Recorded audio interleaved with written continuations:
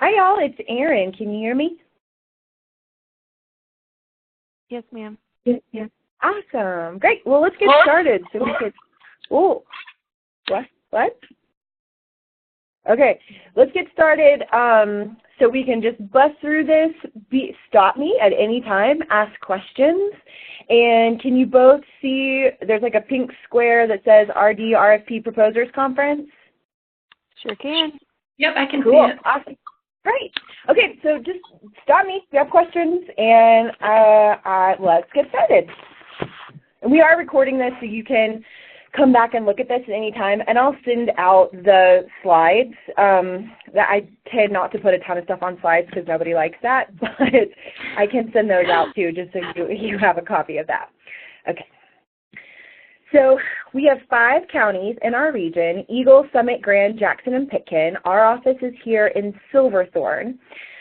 Just to make things a little more complicated, not all of our counties have nutrition sites.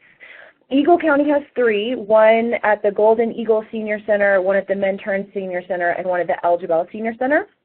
Summit County does have, and they also have home-delivered meals as well. Summit County does have a congregate meal site and home-delivered meals, but they don't take our funding. And so we have to have an RD available for them if they do have any seniors who want nutrition counseling or an education presentation, but we don't often do anything for them. We don't analyze their menus or anything.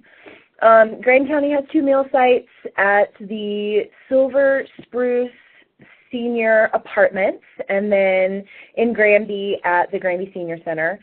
Jackson County has home-delivered meals only. It's a big, long story about their home-delivered meals. Right now, and what's been working for the past few years, is that they go out and buy frozen meals, like lean cuisines. And so people honestly don't like it because there's not a lot of variety. Shelley, who runs that program there, she lives in Laramie, Wyoming, and as you may or may not know, there's not a grocery store in Walden, so she just kind of has to pick what is available at the grocery store if she's in Wyoming, or if she's over in Steamboat or wherever she is. It's not as robust of a program as we like, but we've tried a few different ways of delivering home-delivered meals there, and they haven't worked so well. So that's what's going on at Jackson. Pitkin County has 1 meal site, and that's in Aspen at the Pitkin County Senior Center. So the RD is responsible for nutrition consultation, nutrition education, and nutrition counseling, and I'll get into all the nitty-gritty of that. After this phone call is over, we'll go into a quiet period, which just basically means I can't show preference to anybody. You're still welcome to ask me questions. Just email me your questions, and then I will respond to them in a PDF on our website that everyone will be able to review and access, just so I don't give somebody information that I don't give to somebody else. Assessment. So the only time you will have to do an assessment is with nutrition counseling. There's 2 different types of assessments based on whether you're doing nutrition counseling for someone who comes to the congregate meal site or somebody who receives home-delivered meals. So, Amanda, if you'll click on nutrition assessment, just to give you a look of what it looks like. And you can get all of this stuff on our website. So it's a lot of the demographic information, and they have these nutrition questions, and you'll get a nutrition score, which will let you know, well, obviously you would know this because you're the expert at this, but this is the way we would know if this person is potentially at nutritional risk. So you would have to do one of these assessments for anybody that you do counseling for. And then if you want to go to the in-home one, you only have to do this once. Even if it's been 5 years since you had provided counseling for that person, it's only one time. If you are giving nutrition counseling to someone who's received home-delivered meals, you have to do it every 6 months. You don't have to provide nutrition counseling for them every 6 months. But let's say they come to you after a diagnosis of diabetes, you give them nutrition counseling, they come back a year later, you would have to do another, if they're still on home-delivered meals, you'd have to do another assessment for them. So those have specific questions related to if you are receiving in-home services. But it also still has the nutrition information as well. Okay, we can go back.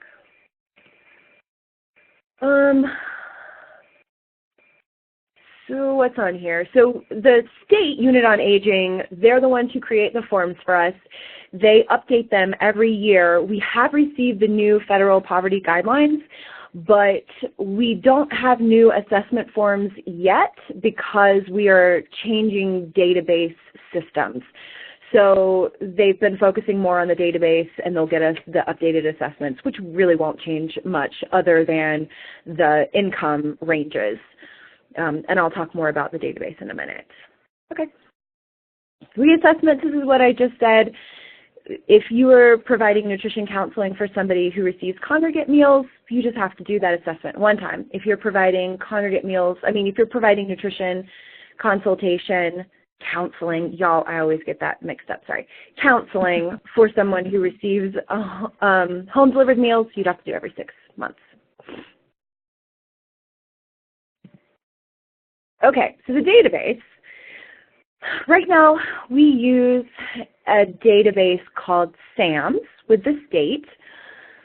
It is the most wonderful news ever that we are getting rid of SAMS and moving to something called PeerPlace. SAMS is cumbersome and really hard to pull data out of, get trends. Specifically for y'all, the most frustrating thing about it is that there's this checkbox on the assessment forms that says, if you would like to receive nutrition counseling, check here. So we gather that information and we put it into SAMS, and then there's no way to get that information out. So it's worthless, basically. So thankfully, we are moving from SAMS into PeerPlace. It's still a moving target of when PeerPlace will go live. We keep hearing May 1st, and we haven't even received the training on it yet. So we will basically do a train the trainer, or the state's doing a train the trainer with us, and then we will go out and train all of the providers. So we will be here for a lot of technical assistance because we'll all be going through this change together. What you will do is you will enter in those assessments that you just saw into PeerPlace, and you will enter in numbers of attendees to education presentations. But other than that, unless you want to use it for some kind of trends or searching for other ways that you could provide, you could use the data for this service, you really probably won't be in PeerPlace that much, but we'll train you.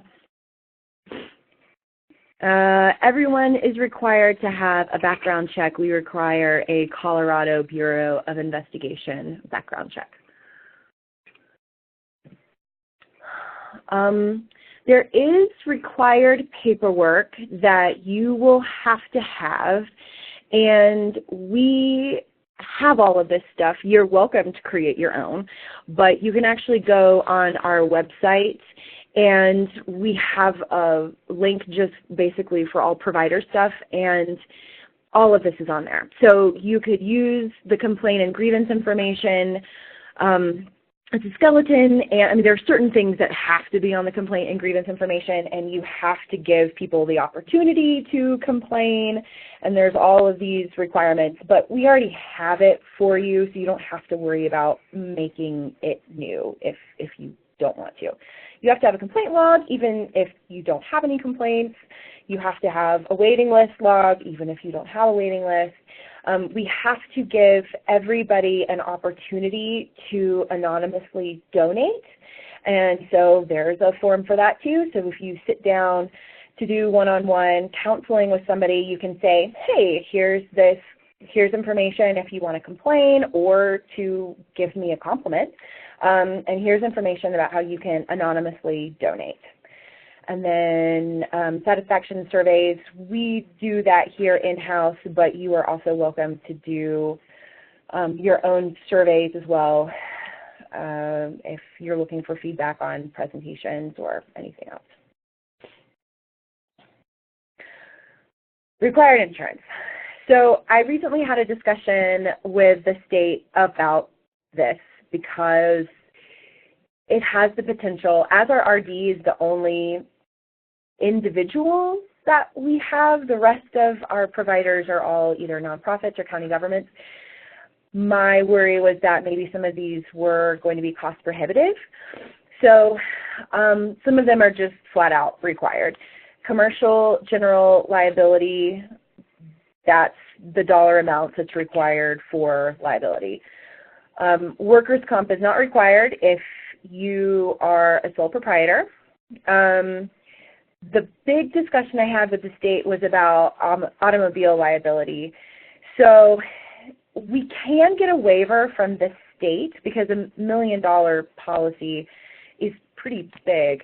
So it is possible as long as we meet some criteria, like you will not have a consumer ride in the car with you, you don't travel more than 5,000 miles for this job, there are a few things like that that I think are reasonable, then I've been told that you won't have to have $1 million policy, that we can request a waiver from the state saying, for these reasons, this RD doesn't need an automobile liability insurance of up to $1 million, but we'll have to get that waived for that to happen. You do have to have cyber risk insurance. That is because you will have HIPAA information with assessments, and you do have to have professional liability insurance. Monthly reports. So this is basically where you request reimbursement from us, and you would submit in PeerPlace all of your assessments or other data that you have from nutrition education presentations. It's due on the 15th of every month, and there is a system that we use that probably about half the AAAs in the state use called Chocolate Software. So you'll just go online. It's super user-friendly, and I can do a tutorial on that as well. You go online to Chocolate Software, you put in your password, you say, I did 5 nutrition counseling this month, that's 5 units at a cost of $1,000 or whatever, and then you submit that to us, and that's how you submit your request for reimbursement. And we work a month in arrears, so for this month, what is it, on the 15th, everyone will be asking for February's reimbursement next week.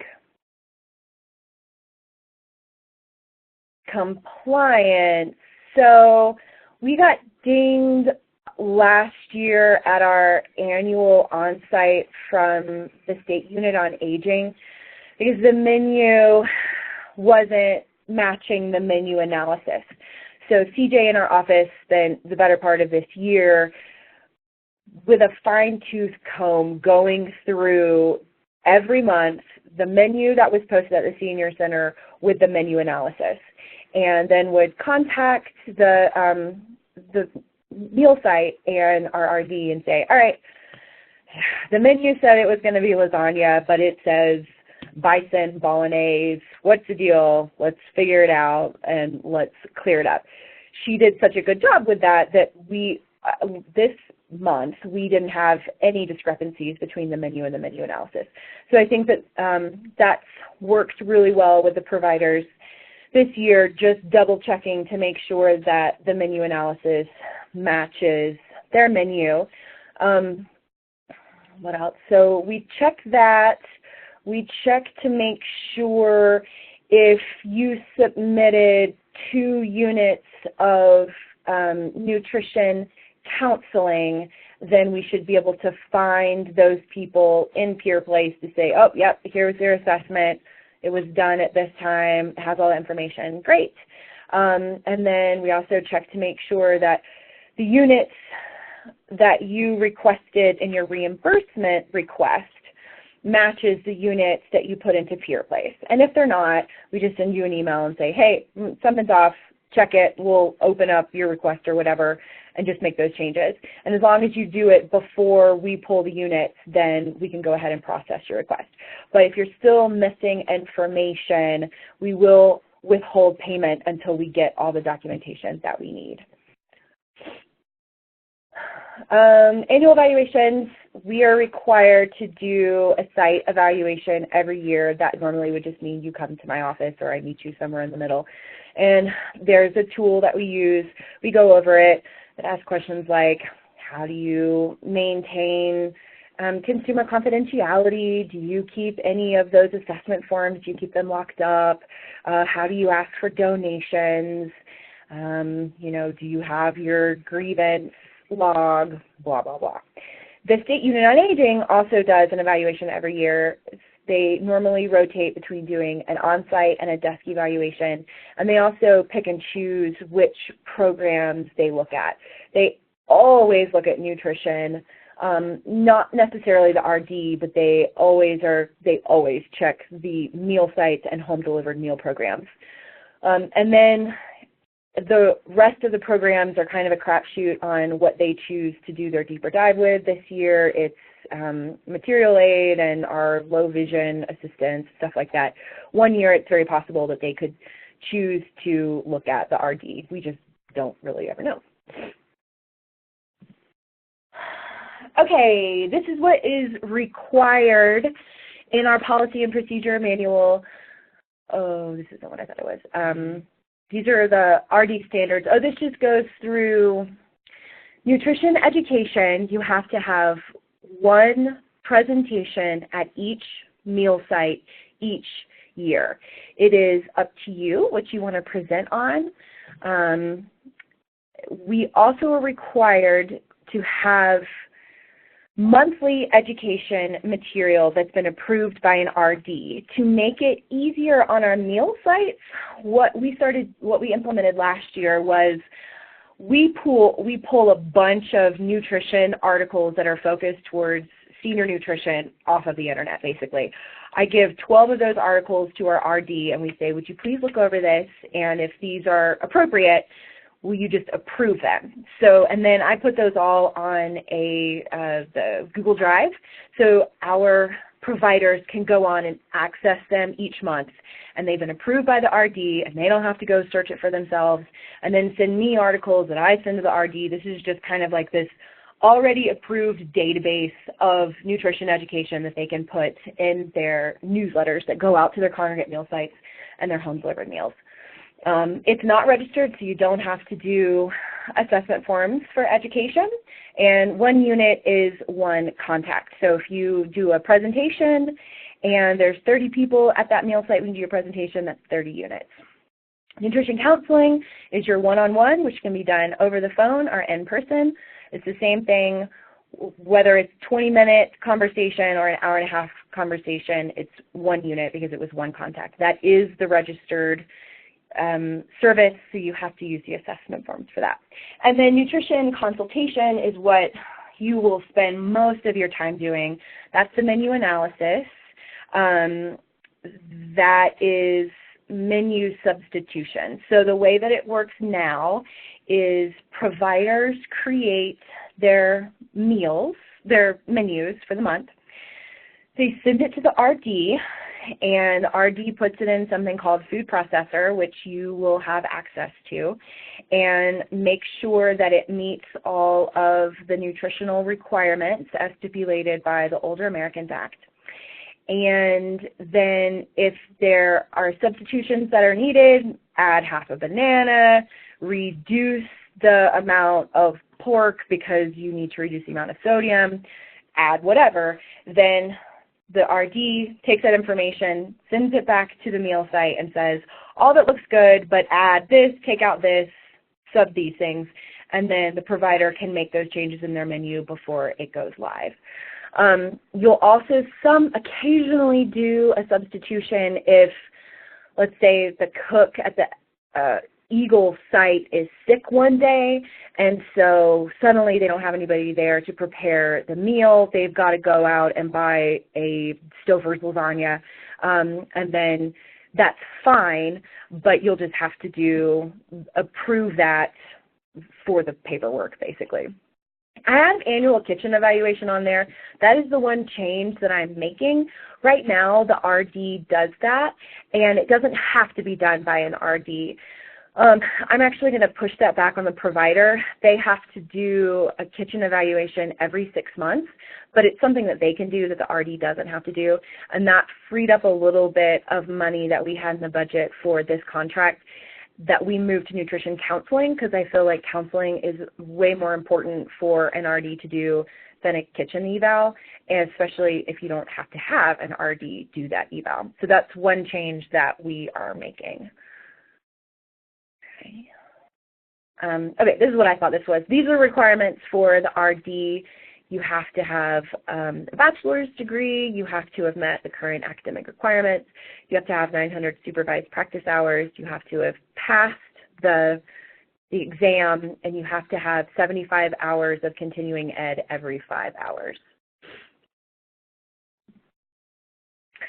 Nutrition consultation. This is what I was just talking about. This is analyzing the menus and making sure that the requirements, nutritional requirements, are met, a third, and a third. You recommend and approve substitutions. You approve those education materials that I'll send once or twice a year. And then you have to do one in-person presentation at all the meal sites every year. This is something we don't deal with that much, but I need to bring up just because it's possible. Our only meal site that does modified diets, I guess there's two, Eagle and Pitkin. Eagle consistently has a vegetarian meal that has to get analyzed. Pitkin does occasionally. None of our other meal sites offer modified diets. None of them offer therapeutic diets. It's mostly a capacity issue. None of our meal sites serve 5 days a week. They don't have the staff or the time to do therapeutic diets, which are meals, which does require a prescription from a doctor. Something like, I don't know the word of it, but if you have trouble swallowing and you have to have your food blended, none of our meal sites really have the capacity to do that, so they don't offer therapeutic diets. Potentially, I guess you could be asked to analyze those meals, but there's so many stipulations in our policy and procedures manual, I don't anticipate that happening. This is nutrition counseling. Like I said before, you either make the person over the phone or in person to provide nutrition counseling based on their needs. Maybe they just got a diagnosis, they're trying to gain weight, lose weight, eat less sodium, salt, low sugar, whatever it is. Nutrition education. This is the online articles that I would send to you to have them approved, and then the presentation once every year, and that's our state fiscal year, which is July 1 through June 30th.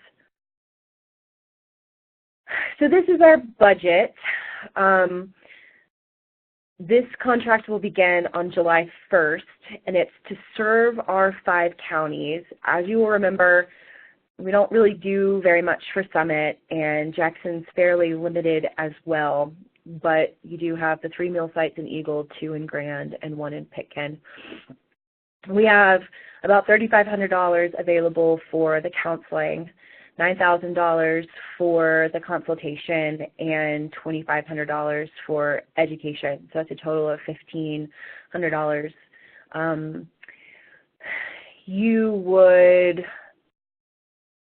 You can factor in mileage for this. So when you go do the nutrition education presentations and you've got to go all the way to Aspen, bill us for the mileage, bill us for your time, just know that that's the amount of money that we have available. Proposals are due right before midnight on March 21st. You should already have those proposals. Again, it's totally fine if you have questions about those. Just send me an email and I will post them, the responses to the questions on our website. Thanks. And then this is for contracts that begin July 1st. They'll be for a year, and then we do a contract option letter for the second year, and then for the third year, we'll do another request for proposals for new contracts. Would you go to our website just so I can show them? I just want to show you where you can access that policy and procedures manual, which has all of the information that I just showed you, just in a much less attractive format.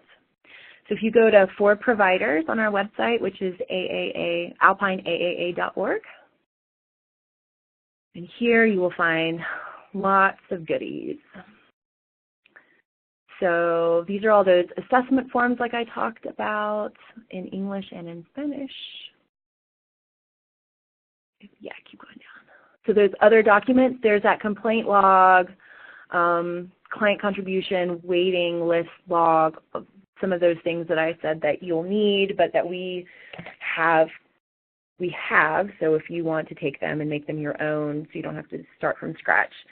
And then right there at the very bottom where it says State Unit on Aging, State Unit on Aging Policy and Procedure Manual. If you'll click on that. Thanks. And this is our Bible, basically. We live and die by this thing. There is all the information regarding nutrition services and RD. So I would suggest giving this a read. Just though, trust me, you don't want to read the whole thing. But the stuff that's pertinent to you, take a look at it. See if you have any questions, concerns. Let me know, because this is what we base everything off of. This is how we know we have to do a nutrition presentation every year. This is what we live and breathe, basically. So, yep. There's all that information about the requirements of an RD. Yeah.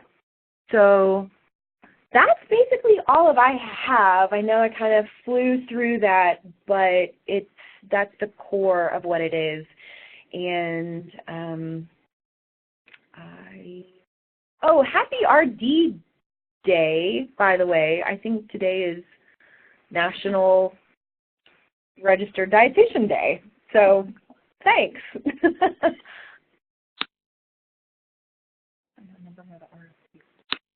Oh, it's under For Providers. It was up at the very top. Yeah. Yeah, so right there. Yeah, so there's the RD RFP guide and the proposal submission. That's what you already received in an email from us. And that's also where I'll put, if I do get any questions, that's where I'll put the response.